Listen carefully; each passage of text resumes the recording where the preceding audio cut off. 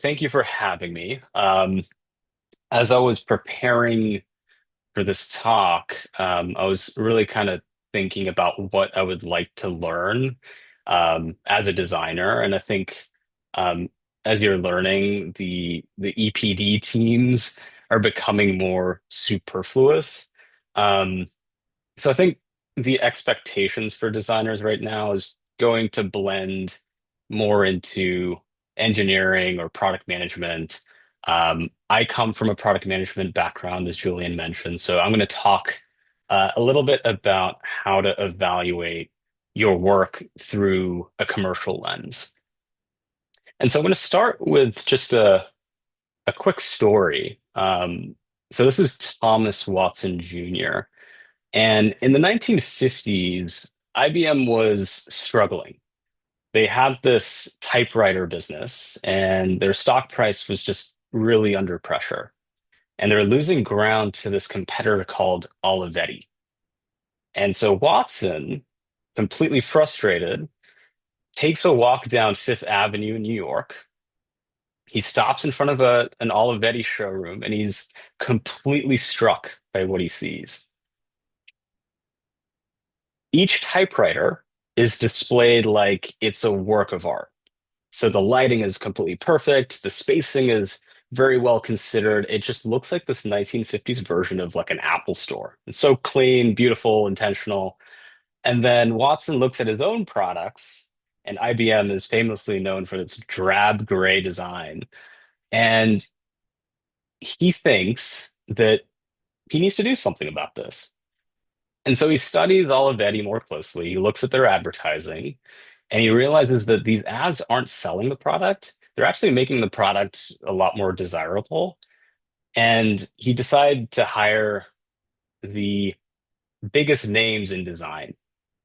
Paul Rand, who's one of the most influential graphic designers in US history. Sarin designs their buildings, and the Eames family designs their showrooms. And he doesn't just hire a designer, he makes a statement about what design and how design should act within IBM.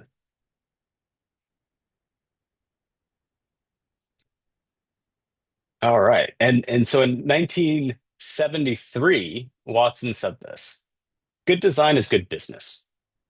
And it took losing market share and a walk down Fifth Avenue before IBM even started investing in design.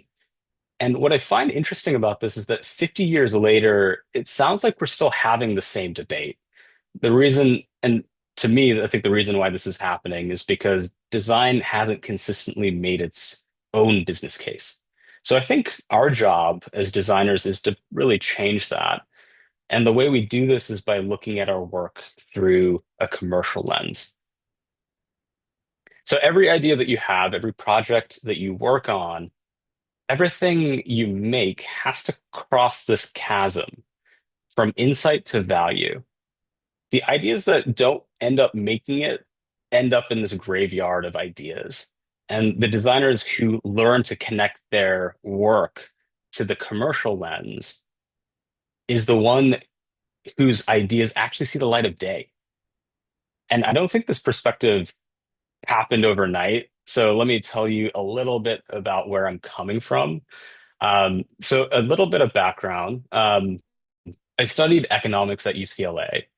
After about 6 years of kind of working in finance, strategy, and operations, I kept running into this issue, the same problem over and over. I had a million different ideas, but I just didn't know how to work cross-functionally and take something from concept all the way to like the production or like the product development lifecycle. I just didn't know how that all worked.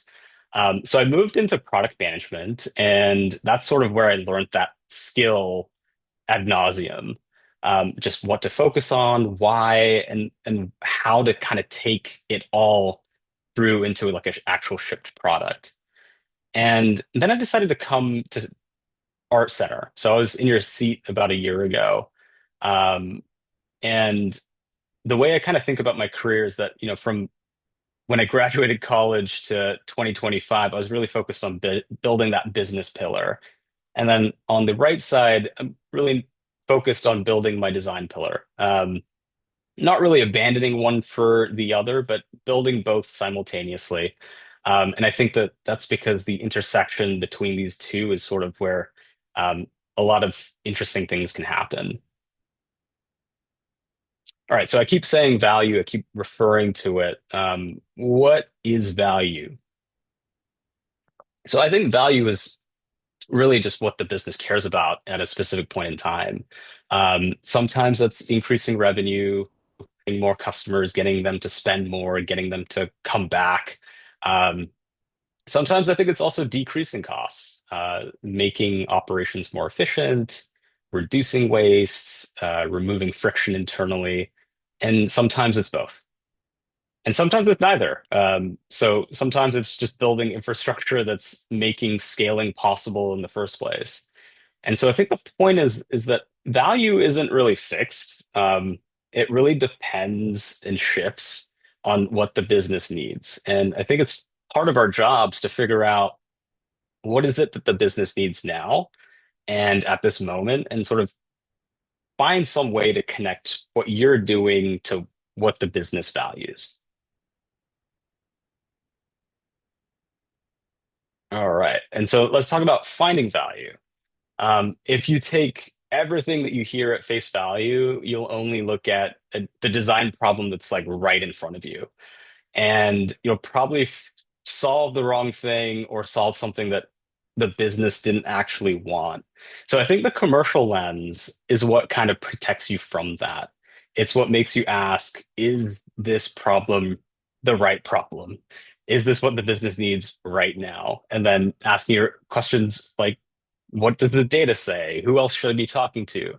Um, and so we're going to be going through these three case studies. These are companies I've worked for in the past and currently, and ask those questions. And in each one, there's this pattern that starts to emerge where it's just that the most obvious place to look for value is not where I ended up finding it. It's a bit counterintuitive. And so the first case study that I'm going to talk about is a company called Spring. And Spring is an e-commerce platform for creators and influencers. Think about it as like a Shopify, but specifically for influencers to sell their own merchandise at scale. And when I joined, everyone assumed that the growth problem was the store experience. So when you land on an e-commerce store, they thought the experience was broken. Um, and when I came in, there was just a bunch of different experiments kind of working in tandem. Um, they're doing everything from changing button colors to adding quick add features to updating the product pages. There's just a lot of activity, but just no diagnosis of what was actually broken. And the unfortunate thing was that the KPI that the business cared about, conversion rate, was flat, and no one could really agree on what was causing that. So I stopped and asked a different question actually, about where the biggest drop off is in the funnel and whether it's actually worth fixing it. And so looking at the data, this is what you call a funnel analysis. And it basically maps out the entire user journey. So at the top, very start of the funnel, you have 170 million visitors. And then by the time you get to checkout, you're down to about 9.3 million. And then 54% of those people abandon at the final step. And that's the opportunity, that's the value at checkout, not the product detail page, not the home page. And when you translate the math and start asking those questions of improving that step by just 1 or 2 percentage points, you start talking about $6 to $7 million in annual revenue. And suddenly, when you start talking in those sort of metrics and those types of terms that the business cares about, your arguments start to carry some weight, and your the data speaks for itself. So it stops the I think conversations and really replaces them with here's what we should fix and why. It gives you some sort of priority. And the fix wasn't a complete redesign. It was more of a trust architecture, basically removing friction, adding payment options, kind of clarifying the order summary. And the end result was an additional $11 million in annual sales. But the important thing was that what happened before the redesign, really using that data to make the case for which problem was worth solving for.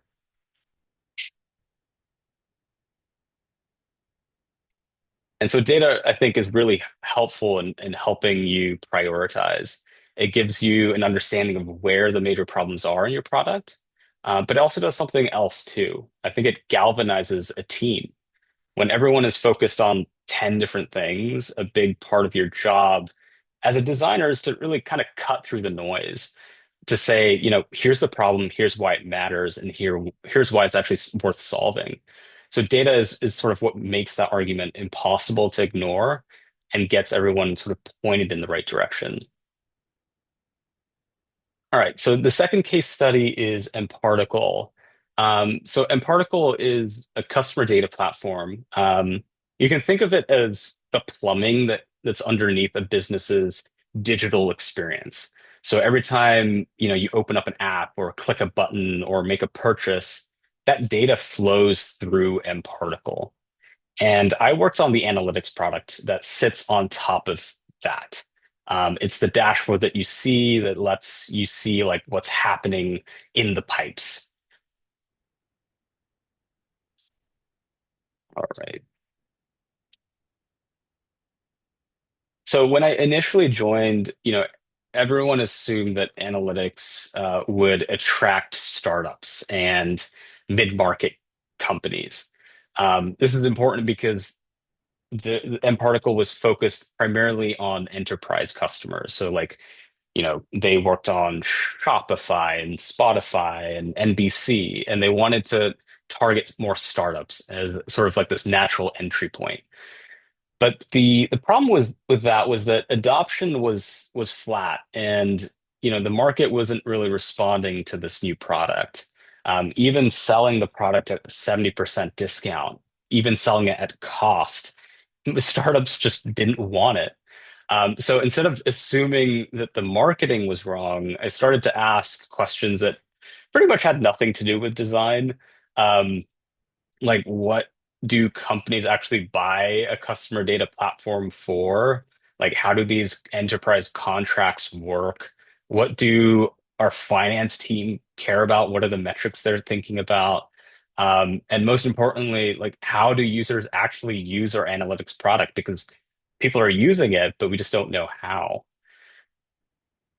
So with these questions in mind, we found out that the CDP was this black box. The data platform was like this massive black box, and it was really powerful. The infrastructure was there, but the people who actually needed to act on the data, those are mostly non-technical marketing people, just couldn't really get to it.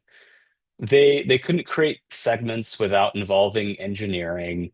And the insight was, if you give marketers a way to see their data and act on it, it actually creates this really interesting environment where they're able to do things with it. They're able to create segments, they're able to create campaigns, and you unlock this whole set of value from the CDP, from the data platform, for this whole brand new user base. And that changes the contract. It changes really what the product is worth. The design work was really at that point very focused, right? And we went from simplifying the segment creation flow from 16 different steps to two. You basically just select a destination, start a sync. Like that's the takeaway. In the beta alone, we launched it to three customers, and those customers created 350 segments within a week. And then in the first 30 days of launch, 2,300 new segments were created. So there's a huge demand pull for this type of product. And what's interesting for this is that the way that I kind of justified this to the business was that the more segments that customers are creating, the more of their financial metrics were also tied to those things. So the more segments that were being created, the more net recurring revenue went up, the more sticky their product became, the more um, customers renewed when it came for contract renewals. The other interesting thing was that the average contract value went up. So when studying these enterprise contracts, I went through like 100 of them in Salesforce. I realized that there was a variable revenue sort of attributed to each contract, and the more segments that these customers created, the more revenue that would be made for the actual data platform. So the actual value of these contracts went up as well. So the constraint wasn't the interface; it was that the product that was just wasn't built for the people who actually needed to use it. So the takeaway here is, really observe who your users are. How do they actually use the product and connect it to the business? Now, the third case study is a company called Printivity. They're a vertically integrated e-commerce printing company, and everyone assumed that the constraint was the e-commerce website or the funnel, and it really wasn't. And while those things were really things that needed to change, I came in and the conversation was more around marketing. Like, how do we get more customers in the door? How do we improve the website? How do we drive more demand? And I looked at the operations data and realized that Printivity at this current state just couldn't keep up with the orders that they already had. So looking at this chart, I don't know if you can see it from here, but this is the monthly expedited costs that the business had to pay out of pocket. And you can kind of see it spike to 77,000. And that's the sound of a breaking system. It's breaking under demand, and you just can't market yourself out of this operational problem. Adding more volume to the constraint system just doesn't create growth. It actually creates bad reviews. It creates missed deadlines and customers that are really unhappy.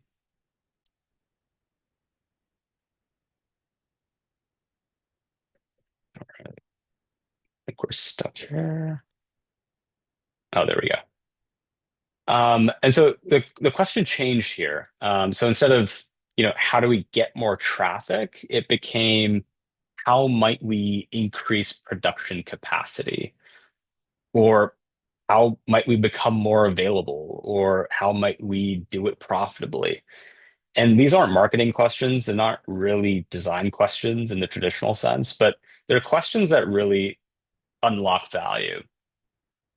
I don't know if this video is working here, but the solution was to create a supplier network to find print partners who could absorb outflow when printivity hit capacity. So it's the same demand, but just using different channels. Um, and this visual is to show the inflows and outflows.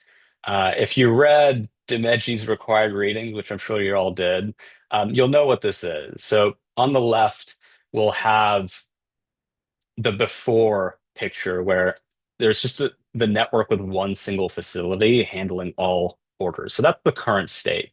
And you can kind of see, even at the normal state, the system is at capacity and we're losing customers, and customers aren't unhappy because we're delayed. On the right, we actually have a network of print partners, a distributed network, right? So it can balance the load. And more importantly, for the business, it can enable the business to take on more orders and grow. That's a systems design problem. And I think it required understanding the whole machine, not just the sort of the website in front of it. And this is sort of the impact that we made here. So this is the same graph that we saw on the earlier slide. This shows the expediting costs. And you can kind of see exactly when we started implementing this new strategy.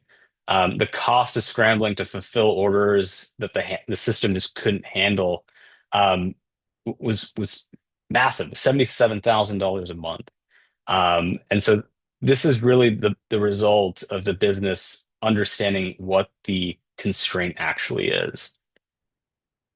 And so to understand what the business actually needs to grow, what the business values, that's sort of the takeaway from Printivity. As a designer, I think you're really, really well equipped to do that, because you're just trained to think about products from a systems perspective, to map out the service blueprint, to question the assumptions, and to also follow the experience sort of end to end. And this is not just the front of the house, right? We're not just looking at the purchase flow. We're also looking at the back of the house, which is how the sausage gets made, so to speak. And so that enables you to find where the value is, find where the production bottlenecks occur, and why they're occurring. And so when you understand the full system, that's sort of when you see where value really lies. So just to kind of bring it home here, at Spring, the constraint was the checkout flow. At a particle, it was infrastructure that just didn't exist for people who needed it most. And then for Printivity, it was just the supply chain. These are completely different industries, but had similar patterns in that the value wasn't exactly obvious. You kind of had to poke around. And I come back to the Thomas Watson story. For him, it took losing market share and walking down Fifth Avenue before IBM made design a priority. And I think that really the opportunity for you as a designer is to ensure that your boss doesn't deprioritize your work or your PM doesn't deprioritize your work, and always really understands the value that you bring. And if nothing else, just to be the person in the room who knows what questions to ask and where to look. And with that, I just say, just leave no stone unturned. And thank you.